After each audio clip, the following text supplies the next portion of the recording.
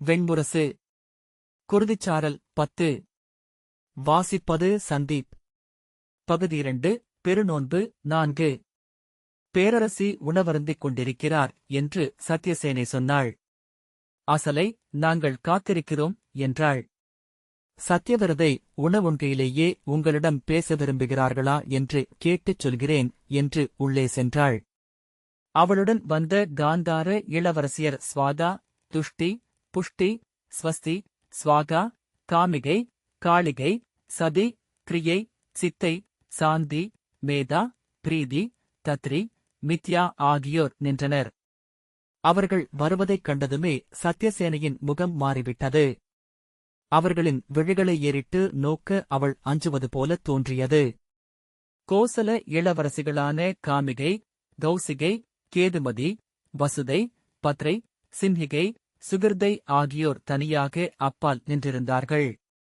அவர்களுடன் அவந்தி நாட்டு இளவரசியரான அபயை, கௌமாரி, சகை, சுகுமாரி, சுகிர்தை, கிருதை, மாயை, வரதை, சிவை, முத்ரை, வித்யை, சித்ரை ஆகியோர் இணைந்து கொண்டனர். வேசர நாட்டு இளவரசியரான குமுதை, கௌமாரி, கௌரி, ரம்பை, ஜெயந்தி ஆகியோர் ஒட்டர நாட்டு அரசியர் விஸ்வை, பத்ரை, கீர்த்திமதி, பவானி, வில்வபத்ரிகை, மாதவி ஆகியோருடன் பிறிதொரு குழுவாக நின்றிருந்தனர். அவர்களின் மூச்சொலியும் ஆடை நலுங்கும் ஒலியும் பெரிய கூடத்தை நிறைத்திருந்தது. சத்யவிரதை வெளியே வந்து, இத்தனை பேர் உள்ளே செல்ல முடியாது. அக்கை உணவருந்தி முடித்துவிட்டார். கைகழுவியதும் வெளியே கூட்டி வருகிறோம் என்றாள். அசலை, நன்று என்றாள். சத்யவிரதையும் அவள் விழிகளை நோக்குவதை தவிர்த்தாள். அவர்கள் எவரும் எவர் விழிகளையும் நோக்கவில்லை. கூடத்தின் சாளரங்களில் திரைச்சீலைகள் அலைபாய்ந்து கொண்டிருந்தன. மூஷிக குலத்து இளவரசியர் கமலை, ருத்ராணி, மங்கலை, விமலை, பாடலை, உல்பலாக்ஷி, விபுலை ஆகியோர் காமரூபத்து இளவரசியர் ஏகவீரை, சந்திரிகை, ரமணை, நந்தினி, ருக்மிணி, அபயை, மாண்டவி, சண்டிகை ஆகியோருடன் உள்ளே வந்தனர். உள்ளே இருந்தவர்கள் அவர்களை விழிகளால் வரவேற்றனர். எப்படி இயல்பாகவே நூற்றுவரும் பல தனிக்குழுக்களாக ஆகிக் கொள்கிறார்கள் என அசலை வியந்தாள். நூற்றுவர் என்பது ஒரு குழுவல்ல, திரள். திரளாக இருப்பது நெருக்கடிகளில் ஆற்றலையும் பாதுகாப்புணர்வையும் அளிக்கிறது. ஆனால் சிறு குழுக்களை அன்றாடத்துக்கு உதவுவன. பகிர்வதற்கும் பிறரை உருவாக்கிக் கொண்டு வெறுப்பதற்கும். இந்த நூற்றுவரும் மடிப்பு மடிப்பாக விரிந்து சென்ற அரண்மனைகளுக்குள்ளேயே ஒருவரை ஒருவர் சார்ந்தும் வெறுத்தும் புறங்கூறியும் இக்கட்டுகளில் உதவியும் வாழ்க்கையை கழித்துவிட்டிருக்கிறார்கள். அவர்கள் அனைவருக்குமே நெற்றியோரம் நிறைவரிகள் எழுந்திருந்தன. கண்கள் நிழல் கொண்டிருந்தன. ஆனால் முதுமையை முதலில் வெளிக்காட்டுவது பற்கள். அவை ஈறுகளிலிருந்து நீட்டிக்கொள்வது. வாயைச் சூழ்ந்து விழும் கோடு.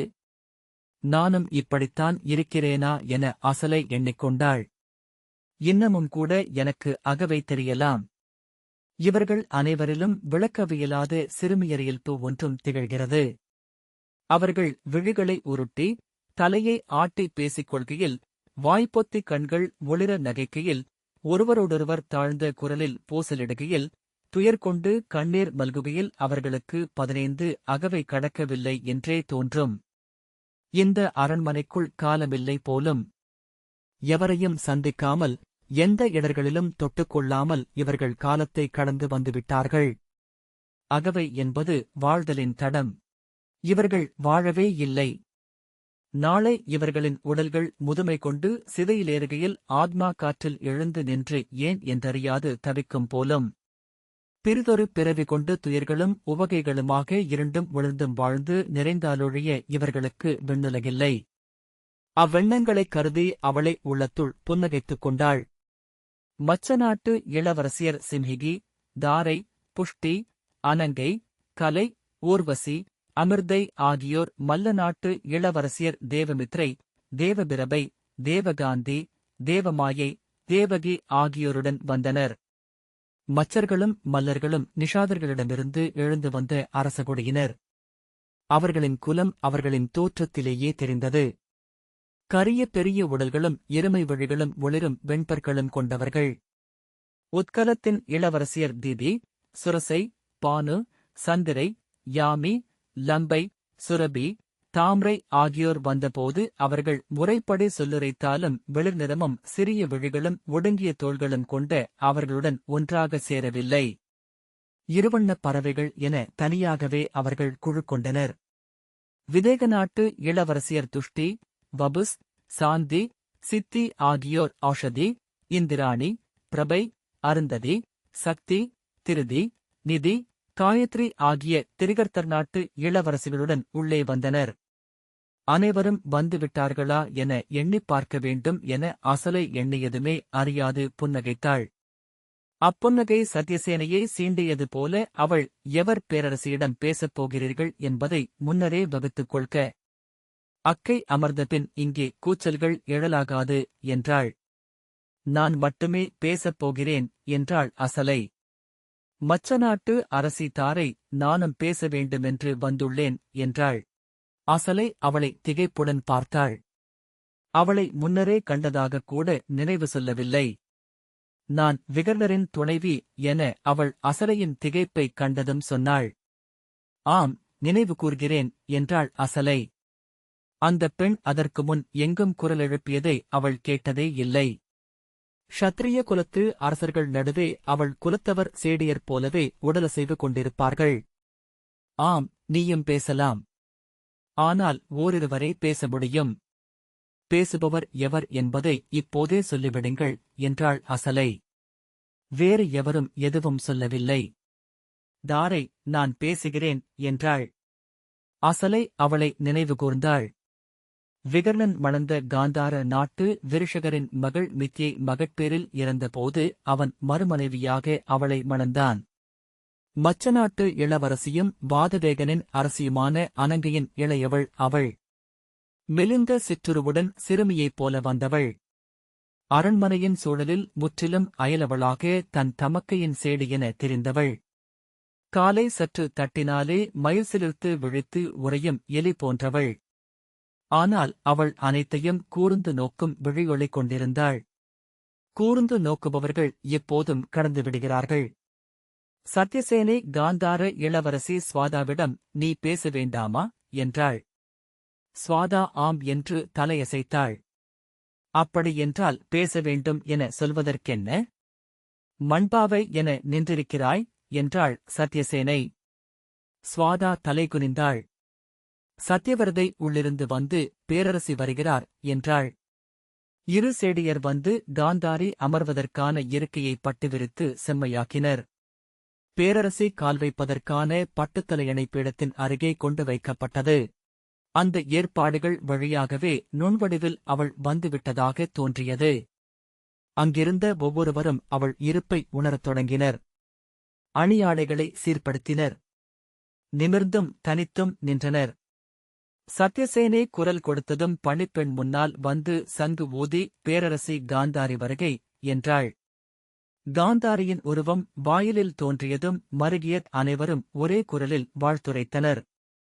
சத்யவரதியின் தோளைப் பற்றியபடி பெருமூச்சு விட்டுக் கொண்டு மெல்ல காந்தாரி நடந்து வந்தாள். அவளுடைய பெரிய வெண்ணிற உடலில் தசைகள் அலையடித்தன. கழுத்திலும் தோள்களிலும் மெந்தசை நனைந்த வெண்பட்டு என ததும்பியசைந்தது. சின்னஞ்சிறிய கால்களால் அவள் எடையை தாழ முடியவில்லை. பெரிய கைகளின் முடிவில் மிகச்சிறிய மணிக்கட்டும் குழந்தைகளுடையது போன்ற உள்ளங்கையும். அவள் மெல்ல பட்டுப்பீடத்தில் அமர்ந்து கொண்டு பெருமூச்சு விட்டாள். என்னடி, நேற்றுதான் வந்தீர்கள்? என்ன மீண்டும் என்றாள். அசலை, நான் தான் தங்களை சந்திக்க விரும்பினேன். இவர்களும் உடனிருக்க விழைந்தனர் என்றாள். நீதான் நாளும் என்னை வந்து பார்க்கிறாயே? பிறக்கென்ன என்றாள் காந்தாரி. இது அரச முறையான சந்திப்பு பேரரசி என்றாள் அசலை. காந்தாரியின் முகம் சுருங்கியது. மற்ற பெண்களை நோக்கி செவிகூர்ந்தபோது அவள் முகம் கோணலாக திரும்பியது. பெருமூச்சு விட்டு சொல் என்றாள். அசலை, பேரரசி, இப்போது என்ன நிகழ்ந்து கொண்டிருக்கிறது என்று அறிந்திருப்பீர்கள் என்றாள். பெரும்போர் நெருங்கி வந்து கொண்டிருக்கிறது. அரசியலாளர் சொல்வதை பார்த்தால் 1 மாதத்திற்குள் போர் மூண்டுவிடக்கூடும். நாடெங்கிலுமிருந்து படைகள் அஸ்தினபுரி நோக்கி வந்து கொண்டிருக்கின்றன. தெற்கே திருவிடத்திலிருந்தும் தமிழ்நிலத்திலிருந்தும் கூட படைகள் கிளம்பி வருகின்றன. காந்தாரி தலையசைத்தாள். பாரத வருஷம் கண்டவற்றிலேயே பெரும்போராக அது இருக்கலாம். இங்கே என்னென்னவோ முரண்கள் சென்ற பல நூறாண்டுகளாகவே வளர்ந்து வந்துள்ளன. க்ஷத்திரியர்களுக்கும் பிற குடி அரசர்களுக்கும் பூசல், தொல்குடிகளுக்கும் பிறருக்குமான பூசல், கடல் வணிகத்தால் வளர்ந்த நாடுகளுக்கும் உள்ளில நாடுகளுக்குமான வணிகச் சிக்கல்கள், சாலைகளில் சுங்கவரி கொள்வதைப் பற்றிய மோதல்கள், தொல்வேதங்களுக்கும் எழும்பேதங்களுக்குமான கருத்துப்போர். நம்மால் புரிந்து கொள்ளவே முடியாத அளவுக்கு சிக்கலானவை அவை. அனைத்தும் இந்த ஒற்றை முனையில் இன்று கூர்கொண்டு நின்றிருக்கின்றன. நம் குடிப்போரில் பாரத வருஷம் தன் அனைத்து சிக்கல்களையும் தீர்த்துக் கொள்ள எண்ணுகிறது.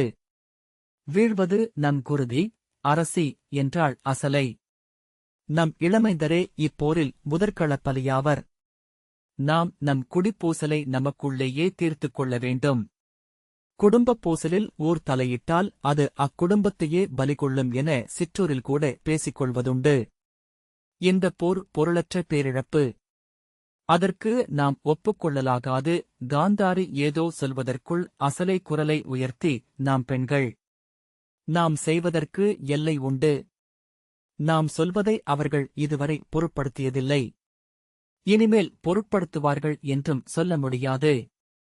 ஆனாலும் நாம் முழுமூச்சாக முயலவில்லை என்றே சொல்வேன். நம் உயிரையும் முன்வைத்து எதிர்க்கவில்லை. நம் மைந்தருக்கு முன் நாம் இறப்போம் என நாம் அவர்களிடம் இன்னும் சொல்லவில்லை என்றாள். காந்தாரி அமைதியிழந்து தலையை அசைத்தாள். அவளுடைய சிறிய சிவந்த வாய் திறந்து மூடியது. மீண்டும் பெருமூச்சு விட்டு, மூத்தவள் எங்கே என்றாள்.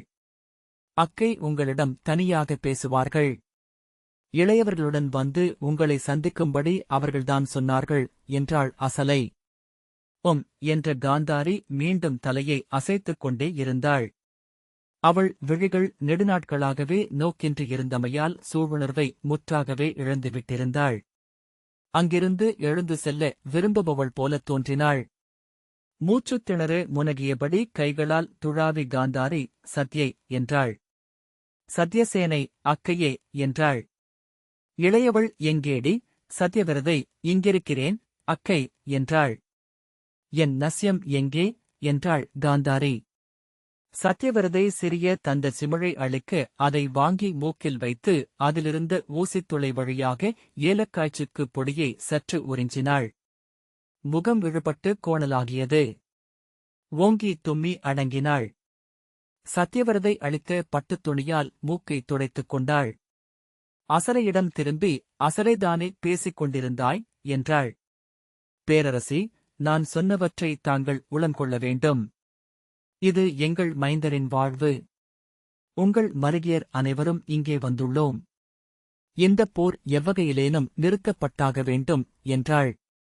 காந்தாரி, நாம் என்னடி சொல்வது? தீர்வை மூத்தவர்கள் அல்லவா கண்டுபிடிக்க வேண்டும் என்றாள். மூத்தவர்கள் அதில் தோற்றுவிட்டார்கள். எப்போது பெண்ணை அவை நடுவே துவிலிருந்தபோது நோக்கியிருந்தார்களோ அப்போதே அவர்கள் அதற்கான ஆற்றலை இழந்துவிட்டார்கள். நாம் சொல்லியாக வேண்டும்.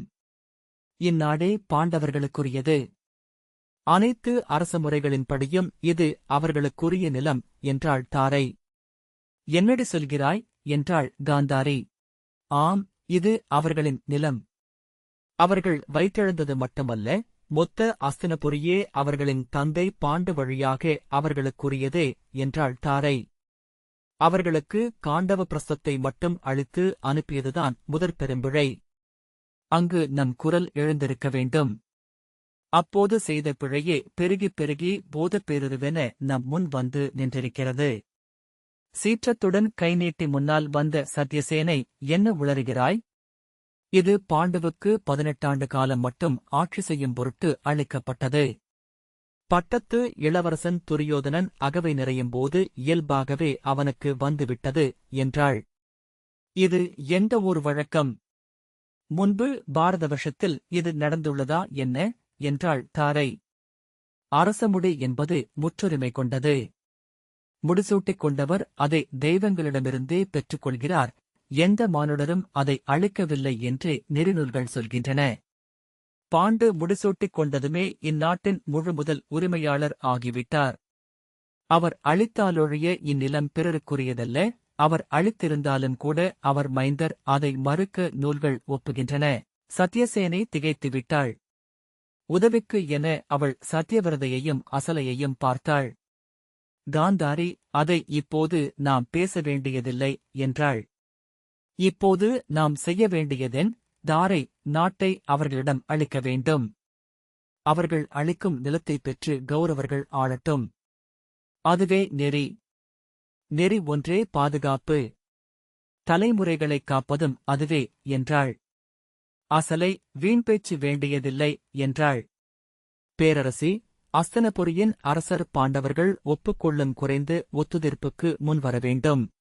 அதை பீஷ்மரும் துரோணரும் கிருபரும் அவருக்கு சொல்ல வேண்டும் என்றாள். அவர் சொன்னால் கூட இன்று அவன் கேட்க மாட்டான் என்றாள் காந்தாரி. நான் பலமுறை அவனிடம் சொல்ல முயன்றேன். என் சொற்கள் எழவே அவன் ஒப்புவதில்லை. அசலை பேசுவதற்குள் தாரை, பேரரசி, இதெல்லாம் நாம் எவரை ஏமாற்ற சொல்லிக் கொள்வது? பிதாமகர் பீஷ்மரே இன்றும் குருகுலத்தின் மூத்தவர். விழைந்தால் இந்த நாட்டின் மணிமுடியைக் கொள்ளவும் உரிமை கொண்டவர். 4 படைகளும் அவர் ஆணைப்படியே என்பது எவருக்குத் தெரியாது? அவர் படைகளுக்கு ஆணையிடாமல் அஸ்தனபுரி போருக்கு எழ முடியுமா என்ன? அவர் போருக்கு மறுக்கட்டும். படைகளை தன் ஆணையில் எடுத்துக்கொண்டு அஸ்தனபுரியின் அரசருக்கு ஆணையிடட்டும் என்றாள். அசலை அவளையே நோக்கிக் கொண்டிருந்தாள்.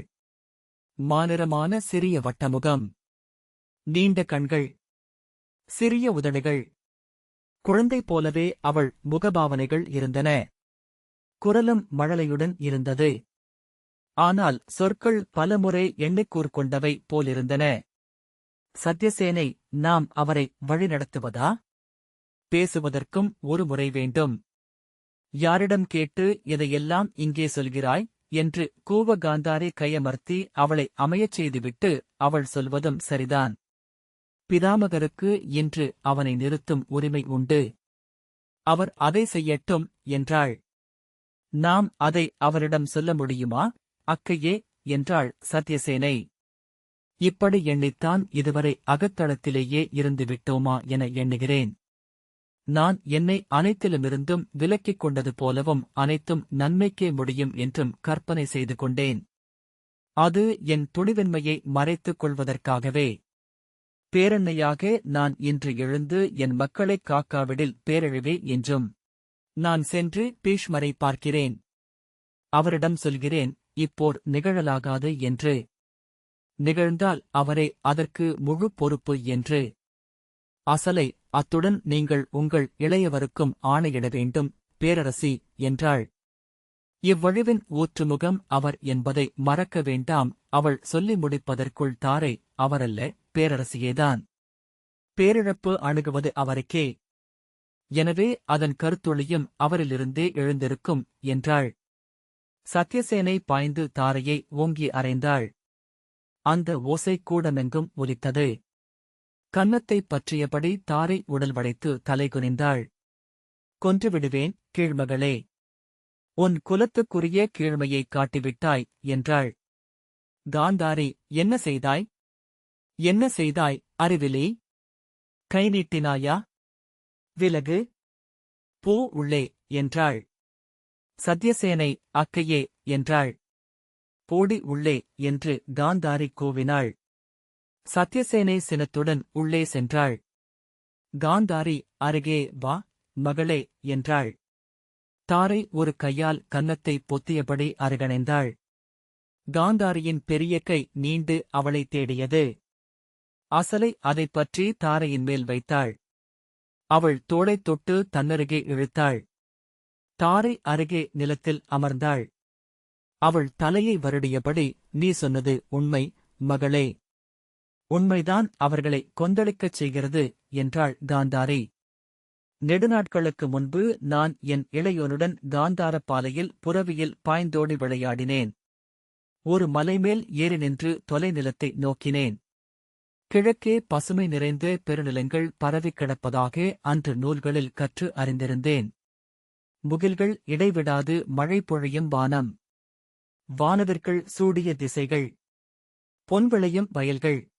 நான் அந்நிலத்தை வெல்ல விரும்பினேன். காந்தாரி பெருமூச்சு விட்டாள். அந்நாளை நன்றாகவே நினைவு கூர்கிறேன். செம்மண் புழுதி தரைமுகில்கள் போல சுழன்று பரவிய பாலை நிலம். அந்தியின் செந்நிற ஒளி. அன்று நான் சொன்ன சொற்களை இன்று என நினைவு கூர்கிறேன். பிறிதொரு காலத்திற்குச் சென்று நிற்பவள் போல அவள் சொன்னாள், இந்த மண்மீது குதிரையில் விரைகையில் இதை தழுவிக் கொள்வதாகவே உணர்கிறேன். மைந்தனை தழுவித் தழுவி நிறைவு கொள்ளாத அன்னை போலத்தான் நானும். தன்னுள் ஆழ்ந்து அமைந்திருந்துவிட்டு அவள் தொடர்ந்தாள், அன்று அச்சொற்களை என் நாவில் வந்தமைத்த தெய்வம் எது என எண்ணி வியந்து கொள்கிறேன். என்னைச் சூழ்ந்து மைந்தர்களை நிரப்பியது அது. அவர்களைப் பெருக்கி ஒரு குலம் என்றாக்கியது. எண்ணி எண்ணி நினைவில் கொள்ள முடியாதபடி மைந்தர். தழுவித் தழுவி தீராத தோள்கள். இன்று கேட்கிறது அக்கொடுந்தெய்வம். இப்போது சொல், இத்தனை மைந்தரையும் அளித்தால் நீ விழையும் நிலத்தை தருகிறேன் என்று. தெய்வங்களுக்கு மானுடர் மேல் உள்ள வஞ்சத்துக்கு அளவே இல்லை. ஆணவத்தையும் பெருவிழைவையும் கருக்களாகக் கொண்டு அவை ஆடும் ஆடலுக்கு முடிவுமில்லை. அன்று அவன் சொன்னான், நான் அடைய வேண்டியவை எல்லாம் அங்கே இருக்கின்றன. என் நிலம். தென்குமரி முனைவரை செல்லும் பாரத வருஷம் என. அன்று அவன் விழிகள் மின்னியதை நான் அருகிருந்து கண்டேன். என் கண்ணில் உடன் பிறந்தான் என எஞ்சியிருப்பது அந்த முகம்தான். பொருள் வல்லமையே படைவல்லமையாகவும் குலப்பெருமையாகவும் மாறும் யுகம் பிறந்து கொண்டிருக்கிறது என்று அவன் அன்று சொன்னான். அவன் நாடுவது எது என இன்றும் எனக்கு புரியவில்லை. ஒன்று தெரிகிறது, முதிரா இளமையில் உள்ளத்தை அள்ளிக்கொண்டுவிடும் பெருங்கனவுகள் கொடியவை. அவை நச்சுநோய் என உடலில் ஊறி நிறைகின்றன. எஞ்சிய வாழ்க்கையை முழுக்க உண்டு திகழ்கின்றன. அழித்துவிட்டே செல்கின்றன என்றாள் காந்தாரி. அவைக்கூடத்திலிருந்த பெண்கள் விழிகளில் நீர்மை மின்ன அசைவிலாது அமர்ந்திருந்தனர். தாரை அண்ணாந்து காந்தாரியின் முகத்தை நோக்கிக் கொண்டிருந்தாள். ஆம் குழந்தை, நீ சொல்வது மெய். நன்றந்தீதும் பிறர் தரவாரா என்றாள் காந்தாரி. என் பெருந்துயர் என்னிலிருந்து எழுந்தது. நான் அதை என்னால் முடிந்தவரை சிறை கட்ட முயல்கிறேன். அது என்னைக் கொன்று கடந்து செல்லுமென்றால் அவ்வாறே ஆகுக. அசலை நீங்கள் சொல்வதைப் பேரரசர் தட்டமாட்டார் என்றாள்.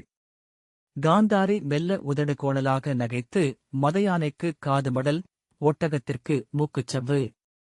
ஆற்றல் மிக்க எவருக்கும் மிக மெல்லிய இடமொன்று உண்டு. அணையின் ஆற்றலை அதன் மிக நுழைந்த பகுதியைக் கொண்டே கணிக்க வேண்டும் என்றாள். அசலை அவள் முகத்தை நோக்கிக் கொண்டிருந்தாள்.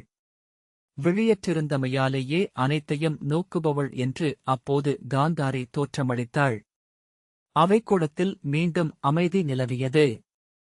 காந்தாரி, நான் பசுநிலப்பெருக்கை விழைந்தபோது என் பின்னால் நின்று இளங்காற்றாக நகைத்தது என் ஊழின் தெய்வம். இளையோரே, நான் பசுமையையே கண்டதில்லை. என் விழிகளில் எஞ்சியிருப்பது நான் பிறந்து வளர்ந்த காந்தாரத்துச் செம்புலம்தான் என்றாள். அவள் முகம் மெல்ல மலர்ந்தது. ஆனால் இன்று அது பேரழகுமிக்கதாக தோன்றுகிறது. இத்தனை ஆண்டுகளில் அது என் கனவுக்குள் வளர்ந்துவிட்டது. ஒவ்வொரு கணமும் அழகு கொண்டபடியே செல்கிறது. என் மைந்தர், மைந்தர், மைந்தர், அவர் மகளிர் அனைவருமே அந்தச் செம்புலத்து பொழுதிப் பரப்பில்தான் வாழ்கிறார்கள் என்று அவள் தன் சிறிய பற்கள் தெரிய சிரித்தாள். அவள் பற்கள் சிறு குழந்தைகளின் பற்கள் போல ஒப்புப் பரலென மின்னின. நான் இறக்கையில் என்னை நீங்கள் இங்கே பச்சை பொலியும் பெருங்காட்டில் எரித்தாலும் நான் எரிவது செம்பொழுது மேட்டில்தான். எனக்கு நீங்கள் இங்குள்ள எதையும் சொல்லி புரிய வைக்கவே இயலாது. அவள் முகம் விரிந்து கொண்டே சென்றது. என்ன ஒரு நல்லூழ்! இதை நான் தெய்வங்களிடம் கோரவில்லை, அவை எனக்கு கனிந்தளித்தன. 1000 பெயர் மைந்தருக்கு அன்னையான பின்னரும் பிறந்த நிலத்திலேயே வாழ்வது போல பேர் வேறுண்டா என்ன? மீண்டும் அவள் முகம் எண்ணத்தால் முழுத்தது. என் திருமண நிகழ்வுக்கு தாலிப்பனையின் பூ வேண்டுமென்றனர் பூசகர். எங்கள் தொல்குடிப் பெண்டிர் பாலை எங்கும் அலைந்தனர். இறுதியில் ஒருத்தி தனித்து நின்ற தாலிப்பனையை கண்டுபிடித்தாள். தாலிப்பனை எப்போதும் பாலை நிலத்தின் சரிவில் தனித்தே நிற்கும். அது நின்றிருக்கும் இடத்தின் அடியில் மந்தன ஊற்றொன்று இருக்கும். அது மலர் விட்டிருந்தது. மலர் என்றால் பெரிய சாமரக்குடை போல் ஒன்று. அதைக் கொண்டு வந்து என் மணநிகழ்வை நடத்தினர். அதன் சிறப்பு என்னவென்றால் ஒரு மலரிலிருந்து ஒரு பாலையையே நிறைக்கும் மகரந்தப் பொடி கிளம்பும் என்பதுதான். காற்றில் பறந்து பல நாழிகை தொலைவு செல்லும். தன் இணையைக் கண்டுகொண்டு கருவுறும். பாலையில் கோடியில் ஒன்று கருவுற்றால் நன்று. மாறுதர்கள் அருள வேண்டும் என்றாள் காந்தாரி. தாலிப்பனை கங்கைச் செதுப்புக்கு வந்ததென்றால் அதற்கு இந்நிலம் போதுமா என்ன? அவள் சொல்லோய்ந்து அமர்ந்திருந்தாள். நெடுநேரம் அங்கே ஒலியே எழவில்லை. பின்னர் இளையவளே என்றாள். சத்யவிரதை அக்கையே என்றாள். காந்தாரி கை நீட்ட அவள் பற்றித் தூக்கினாள். எழுந்து நின்று, நான் பீஷ்மபிதாமகரையும் துரோணரையும் இளையோனையும் சந்திக்கிறேன். அசலை என்றாள். பேரரசி என்றாள் அசலை. நீயும் உடனிரு என்றாள் காந்தாரி. நன்று நிகழுமென எண்ணுகிறேன் என்ற பின் தாரை என்றாள். பேரரசி என்றாள் அவள். அவள் தலையைத் தொட்டு எண்ணுவதில் உறுதிகொள், மகளே. நீ அகநிறைவு கொள்வாய் என்ற பின் செல்வோம் என்று சத்யவிரதையிடம் சொன்னாள். தங்கை தோள் பற்றி அவள் மெல்ல நடந்து உள்ளே செல்ல அனைவரும் நோக்கி அமர்ந்திருந்தனர். எவரோ பெருமூச்சுவிட்ட ஒலியில் கலைந்து ஆடையோசையும் அணியோசையுமாக கூடம் உயிர் கொண்டது. இந்த வாசிப்பை கேட்டதற்கு நன்றி.